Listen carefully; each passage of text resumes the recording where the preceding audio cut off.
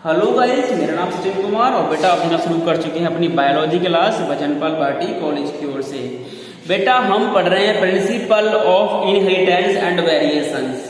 Clear guys, ये आपकी second unit है और इस चैप्टर का नाम क्या है? Principles of inheritance and variations. यानी कि जो भी कैरेक्टर्स होते हैं जो एक जनरेशन से नेक्स्ट जनरेशन में जाते हैं उनकी स्टडी को हमने कहा है जेनेटिक्स।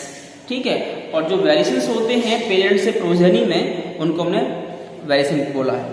ठीक है, जो डिफरेंस होता है इसी टर्म में अब हमने लास्ट क्लास में डिस्कस किया था। मैंने कहा था कि बेटा इस चैप्टर को समझने के लिए आपको कुछ टर्म्स क्लियर होनी बेहद जरूरी है। टर्म्स क्या, कुछ ऐसे वर्ड्स नहीं आएंगे, कुछ टर्म्स आएंगे जो आपको पता होना बेहद जरूरी है। इसी सीक्वेंस में हमने क्या पढ़ा था? जीन को स्टडी कर लिया है, जीन क्या होते हैं, उसके बाद एलील क्या होते हैं हम समझ चुके हैं लास्ट क्लास में। जीनोटाइप किसे कहते हैं पता पड़ चुका है हमको। फिनोटाइप किसे कहते हैं ये पता पड़ चुका है। होमोजाइगस, हेटेरोजाइगस, होमोलोगस, हेटेरोलोगस, ये सब आपको स्टडी करवा चुके हैं। आज का जो टॉपिक है वो है बेटा आपका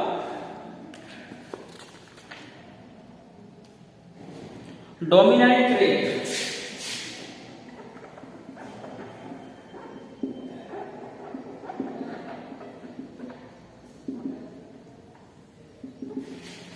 डोमिनेंट ट्रेट का मीनिंग होता है प्रभावी लक्षण। हिंदी बोलो तो आप लोग हिंदी में समझ सकते हैं इसको आसानी से, कोई दिक्कत नहीं है।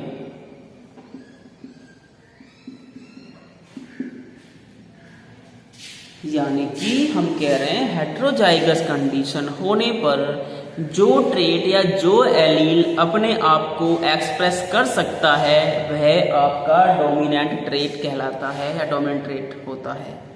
और जो अपने आप को एक्सप्रेस नहीं कर सकता वह रिसेसिव ट्रेट कहलाता है। तो यहाँ पे मैं आपको दो चीज लेके चलूंगा, डोमिनेंट ट्रेट और सेकेंड क्या है बेटा?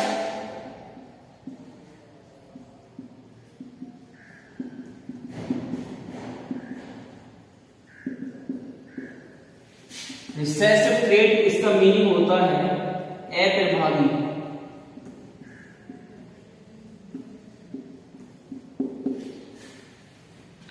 प्रभावी को बोलते हैं डोमिनेंट और अप्रभावी बोलते हैं रिसेसिव।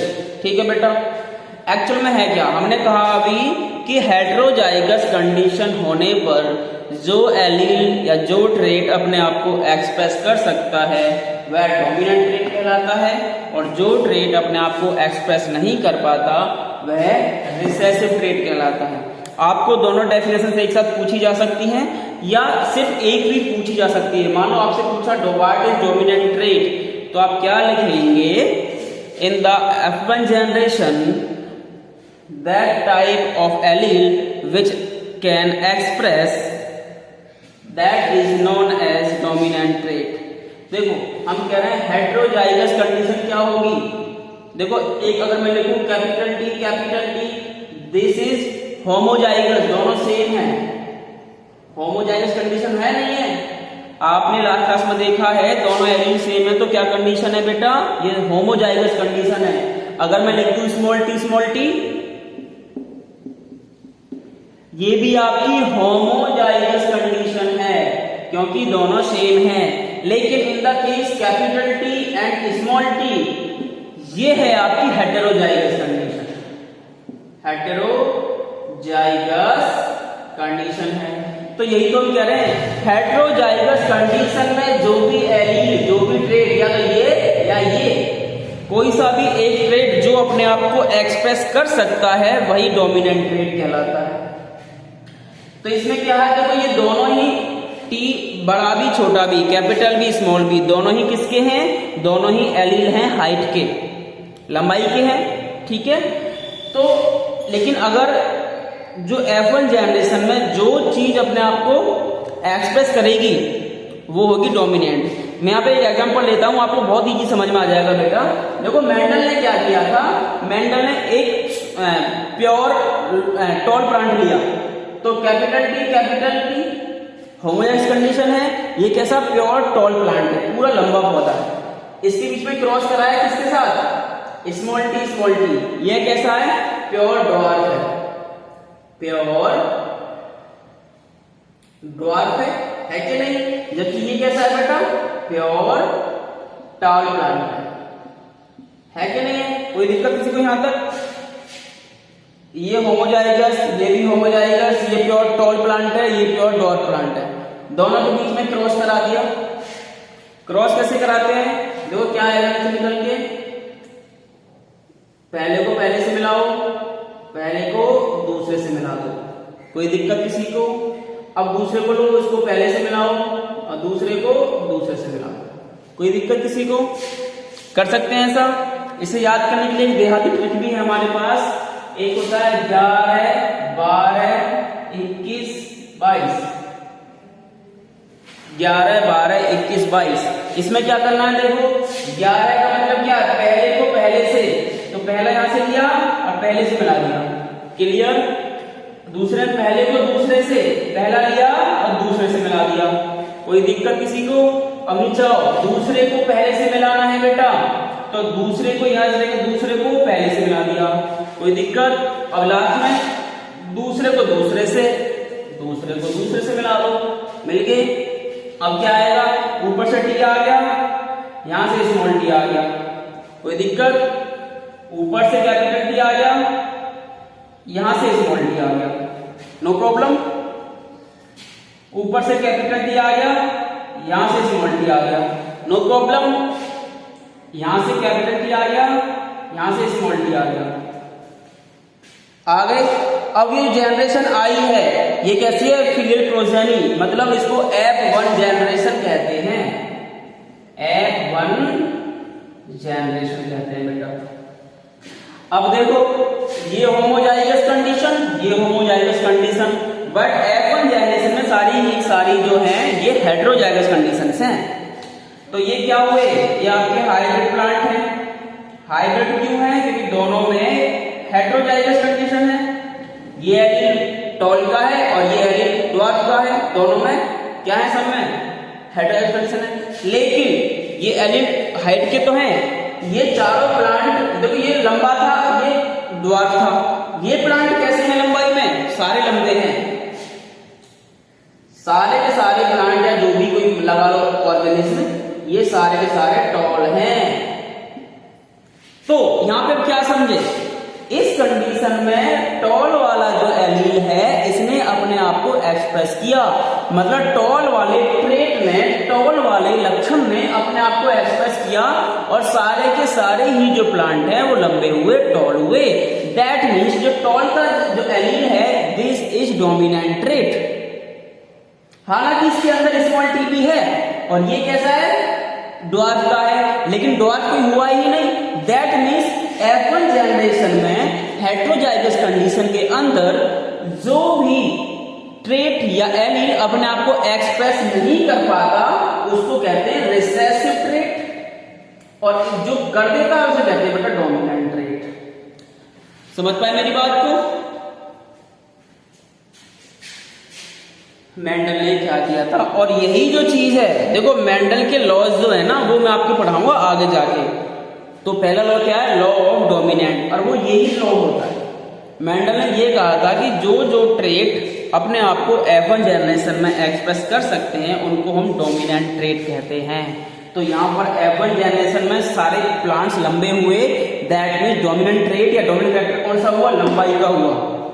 बात समझ पा रहे हैं मेरी? इसके अंदर स्मॉल टी भी है बट वो अपने आप को एक्सप्रेस कर ही नहीं पा रहा है, तो वो रिसेसिव कहलाएगा, और ये जो कर पा रहा है ये टॉल कहलाएगा। कोई दिक्कत किसी को यहां तक? समझ पाए डोमिनेंट क्या होता है, रिसेसिव क्या होता है?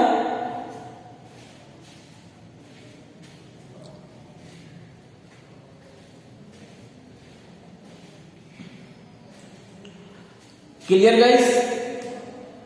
हटा दो इसको।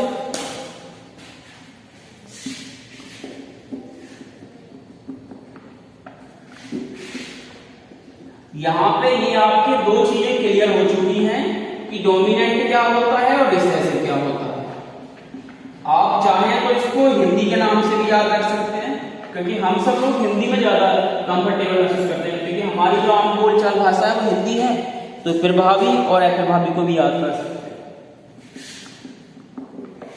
बाकी आंसर लिखना इंग्लिश में ही है बोर्ड में, अभी वहां भी हिंदी में लिखा हुआ। अरे मिट जाए यार तो।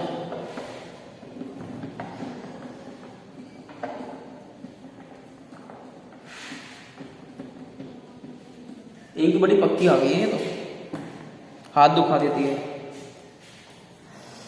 इसके बाद में बेटा लंबी सी सांस लो, एक टॉपिक और है आपका, और वो क्या है आपका back cross and test cross.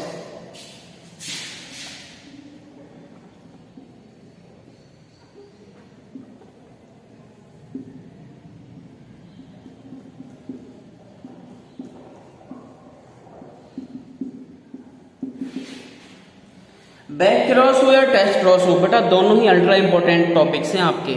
मैंने देखा है अभी तक कि आपके हर बार चाहे प्री बोर्ड हो चाहे बोर्ड एग्जाम हो, आपके इसमें से पक्का 1 या 2 नंबर क्वेश्चन बनता ही बनता है, और खासकर तो टेस्ट क्रॉस पूछा जाता है। Test cross most important, back cross भी इंपॉर्टेंट है, तो दोनों हर किसी बच्चे को टिप पर होने चाहिए, बिल्कुल बिंदास बोलते हैं आप। अब देखो सबसे पहले मैंने कहा बायो में ना आपको नाम को पहले क्लैरिफाई करना होता है। नाम बैक माने क्या होता है, बैक पीछे जाना, क्रॉस समझ रहे हैं मैटिंग कराना, 2 गैमेट्स की मैटिंग को ही हमने क्रॉस बोला है, संकलन बोला है पीछे। ऐसे टेस्ट माने कुछ टेस्ट करना, जांच करने के लिए कुछ क्रॉस करा रहे हैं। देखो एक्चुअल में कंडीशन क्या है यहाँ पर, जो बैक क्रॉस है ये किसकी है, जब कभी F1 जनरेशन में जो हाइब्रिड प्रोजेनीज प्रोड्यूस होती हैं उनको हम उनके पेरेंट के साथ में अगर क्रॉस कराते हैं, दैट इज बैक क्रॉस। देखो मैं यहाँ पे फिर वही एग्जांपल ले रहा हूँ अभी जो लिया था आपने, कैपिटल टी प्योर लंबा पौधा है, टाउल है, क्रॉस कराया स्मॉल टी, जो नीचे हुआ पहले को पहले से, पहले को दूसरे से, दूसरे को पहले से, दूसरे को दूसरे से, कैपिटल टी आया स्मॉल टी आया, कैपिटल टी आया स्मॉल टी आया बेटा, यहाँ से capital T small T, capital T and small T आ गए। अब ये जनरेशन कौन सी है बेटा, ये आपकी F1 जनरेशन प्रोड्यूस हुई है। बात क्लियर यहाँ तक। ये क्या है आपके, ये आपकी प्रोजेनी है, प्रोजेनी मतलब ये आपकी इनकी प्रोजेनी है, इनकी संतानें हैं, प्रोजेनी को बोलते हैं संतानें, प्रोजेनी का मीन संतान है। तो इन दोनों प्राणी की संतानें कौन सी है, 4 तरह की आ गई बेटा, चारों कैसी है, हेटेरोजाइगस है, मतलब ये हाइब्रिड है। हाइब्रिड है कि नहीं है, इसमें आधा तो लंबे का है, आधा जो जीन या मैटर है वो लंबे का है, और आधा किसका है, ड्वार्फ प्लांट का है। तो कैसी हाइब्रिड कंडीशन हुई, नहीं हाइब्रिड है कि नहीं।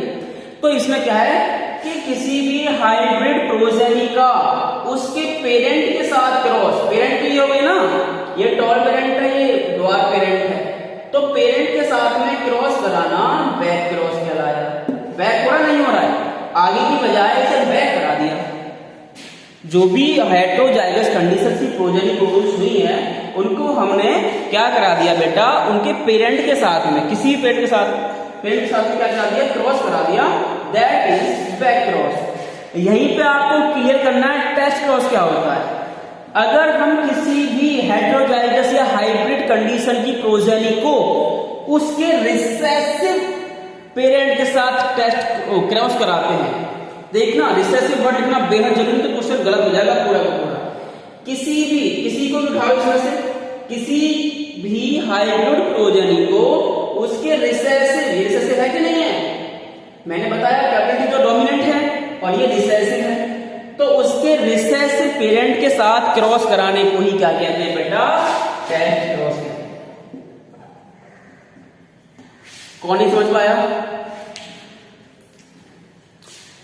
बैक क्रॉस में हमको रिसेसिव या डोमिनेंट नहीं लिखना होता, बैक का मतलब पीछे, हाँ बैक होता है। हम इसको स्पेशल बैक क्रॉस भी कह सकते हैं या specified back cross. Specified back cross क्यों कहते हैं टेस्ट क्रॉस को, क्योंकि स्पेशल टर्म्स लगानी है, यानी कि हमको स्पेशल रिसेसिव पेरेंट के साथ में इसको क्रॉस कराना है। तो किसी भी हाइब्रिड प्रोजेनी को उसके रिसेसिव पेरेंट के साथ में क्रॉस कराना टेस्ट क्रॉस कहलाता है। ना आप समझ पाए तो बेटा बोले जाए तो डंडा बाजेगा, ठीक है। आज इतना बहुत है, अल्ट्रा इंपॉर्टेंट चीजें दोनों की डेफिनेशन आती ही हमेशा, 1 या 2 नंबर पक्का है आपका बोर्ड में इससे। Thank you.